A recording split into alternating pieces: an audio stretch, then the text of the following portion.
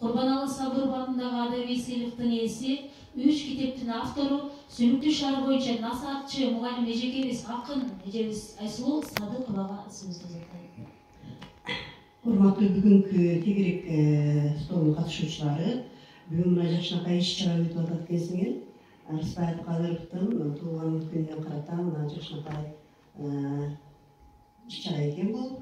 Мен дагы ушул иш-чарага келип катышканыма өтө кубанычтамын. Бизде мына мисалы үчүн Кара Сөздүн залкары Чыңгыз Айтматов болсо, ал эми ырдын эмеси, поэзиянын чолпону бул Алыкул Усмонов болуп эсептелет да. Ошондой эле бизде эң бир ырлары менен биздин айрыкча биздин мына 70-80 жылдары айрыкча шунчалык эртең менен башталгандан баштап обону жаңырган бул Рыспайдын ырлары болгон да. Эртең менен биз радиону койгондо биринчи Рыспайдын ырларын угуп элек.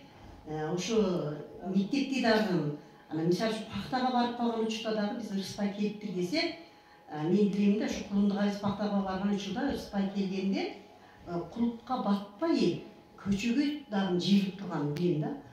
Рыспайдын ырлары менен эркип, ошону эс алып Рыспайдын ырлары менен чоңойгонбуз. Азыр мына менин колумда турган китеп бул Рыспайдын ырларын жыйнаган экен.